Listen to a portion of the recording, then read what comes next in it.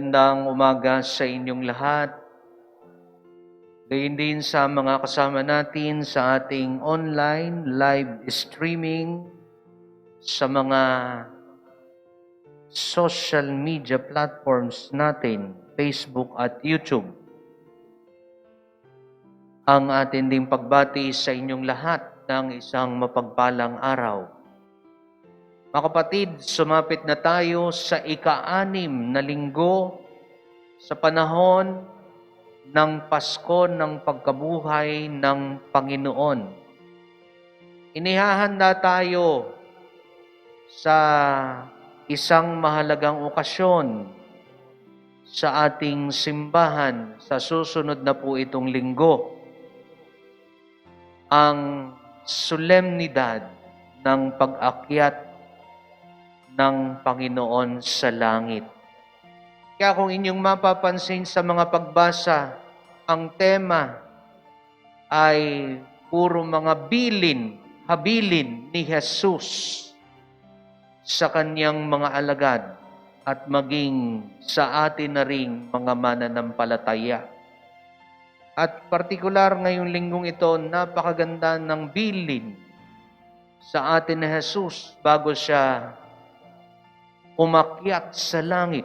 No? Kaya po yung ating imahe ng ating mahal na Panginoon, aakyat na rin yan sa second floor.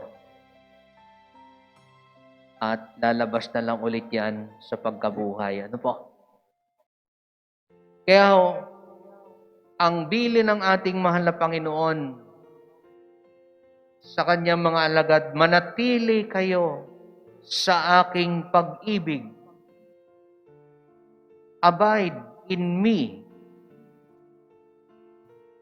Remain in His love. If you keep my commandments, you will abide in my love. Yan ang sabi ng ating mahal na Panginoon. At ganun din, stay in His friendship so that we may experience the indescribable joy that flows from His true love.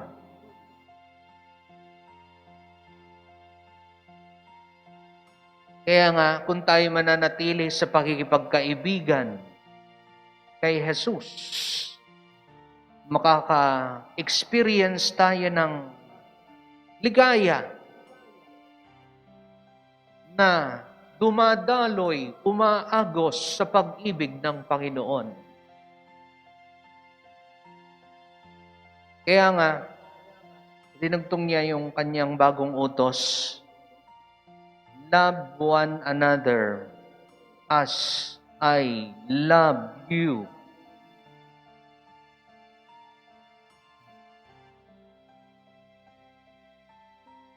Yun ang utos upang tayo ay manatili sa pag-ibig ng Panginoon.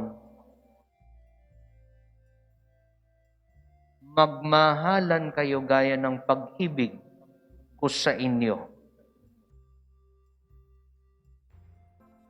Saint Crispin Viterbo ng Italia, 1700s, isa po siyang Capuchin monghe. At bilang isang pari, siya po ang naatasan na mamahala sa kusina para sa paghahanda ng mga kakainin ng kanilang kongregasyon. Bagaman siya isang friar, ay ito ang kanyang gawain sa loob ng monasteryo, ang pakanin ang buong komunidad. Kaya sa kanya nakasalalay ang kalusugan ng kanyang mga kasamahan. At syempre, upang may maihanda siya sa hapag, kinakailangan niyang lumabas ng bayan upang manghingi ng donasyon sa mga tao para sa kanilang komunidad, para siya ay may panggastos sa papakain. Kaya ang tawag doon bilang tagapagpakain, siya rin ay isang quaestor, nahingi ng donasyon sa mga tao. Kaya araw-araw lumalabas siya upang humingi ng tulong. At bago niya isagawa ang kanyang misyon, bago siya humarap sa mga tao, siya muna ay taimtim na nananalangin. Ang kanyang panalangin ay taos sa kanyang puso. Humihingi ng tulong sa Panginoon upang may sakatuparan niya ang kanyang tungkulin. At ganun din, kanyang pinagkakatiwala ang lahat ng kanyang mga gawain sa mahal na Birheng Maria. At humihingi rin ng tulong para sa patuloy na pagbabago ng kanyang sarili, pagbabagong buhay ng kanyang sarili. Kaya pagkatapos noon, tuloy na siya sa bayan upang tuparin ang kanyang misyon. Kaya nga, lahat ng mga tao sa bayan, kilala niya. At siya rin ay kilala ng mga tao. Maging ang buhay ng bawat isa ay alam niya. Maging ang kanilang mga problema, ang kanilang mga issues sa buhay, ay alam niya. Kaya nga sa paghingi niya ng tulong sa mga tao, so gayon din, siya'y tumutulong sa mga tao. Siya ay nagbibigay din ng donasyong espiritual para sa mga tao.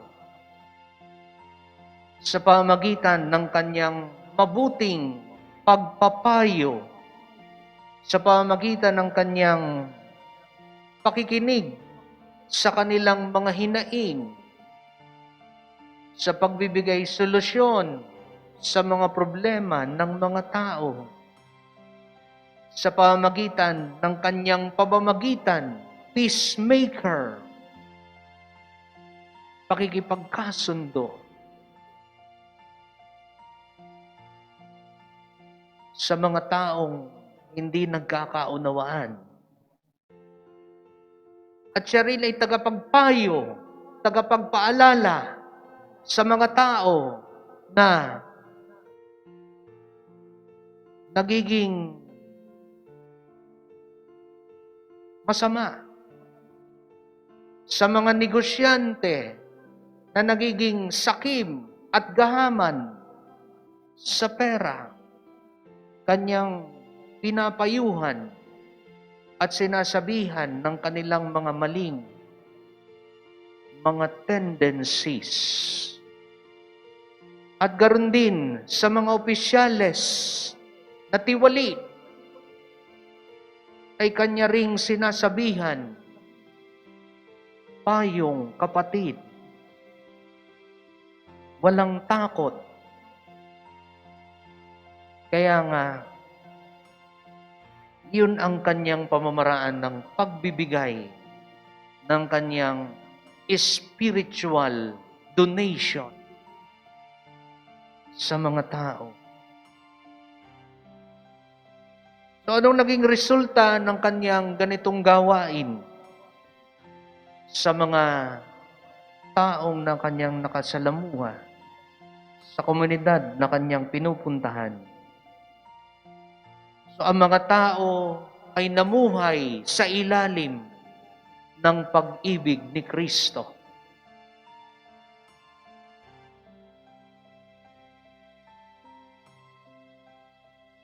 Napanibago niya ang buhay ng mga tao. Yan ang naging buhay ni San Crispin Viterbo, Italia. Kaya mga minamahal na kapatid ni Kristo, paano tayo mananatili sa pag-ibig ng Panginoon? Paano tayo mananatili at tutupad ng kanyang mga utos? Magandang ating may sagawa ang araw-araw na pagsusuri ng ating konsyensya, examination of conscience, na bago man lamang tayo matulog sa pagsapit ng gabi para tayo mamahinga, para tayo ay pagdating ng kinabukasan ay may panibagong lakas. Atin muna ding suriin ang ating konsensya, manahimik, maupo sa harapan ng altaran, maupo sa harapan ng Santissimo, at suriin ang buong maghapon. Ano ang nangyari sa akin buong maghapon? Isa-isahin mo, simula umaga hanggang hapon, hanggang gabi. Tingnan mo yung mga magagandang na-accomplish mo sa iyong buhay sa maghapon. At ito'y ipagpasalamat sa Diyos. So ganun din, sa isang banda, ay atin ding suriin ang mga bagay na tayo'y nagkulang, tayo'y nagkamali, isa-isahin din. At evaluate mo kung ano ang iyong magagawa upang pagsapit ng kinabukasan, ito'y iyo ng mapagbuti, mapaghusay ang iyong sarili. Kaya yun, mga kapatid, upang ang ating konsensya ay hindi sumapit dun sa tinatawag nating callous conscience. Anong ibig nating sabihin? Pag sinabing callous, kinakalawang, may tama. No? Ibig sabihin, hindi na niya ma-determine kung ano yung tama at mali. Therefore, there is something wrong. May problema ang konsyensya. Kaya mga kapatid, iyon ay isa sa mga pamamaraan upang makatupad tayo sa utos ng Diyos at manatili sa pag-ibig ng Panginoon. Ano pa? Para sa patuloy na pagpapanibago ng ating sarili, paalala sa atin na naririyan ng Diyos.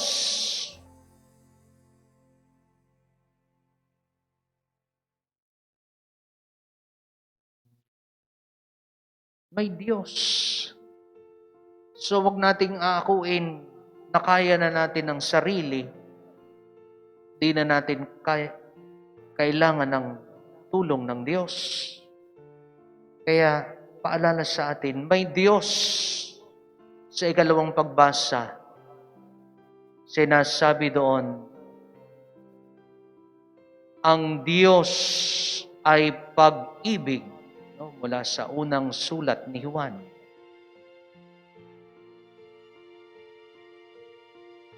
mag-ibigan tayo sapagkat mula sa Diyos ang pag-ibig. At ganun din, upang tayo ay magabayan sa tamang landas, upang tayo mabigyan ng liwanag sa kabila ng kadiliman, upang tayo maunawaan, mabigyan ng pang-unawa sa mga bagay-bagay na nangyayari sa ating buhay. So naririyan ang Diyos na tutulong sa atin sa mga bagay na ito. Kaya nga, sigurado na tayo ay pinili at hinirang ng Panginoon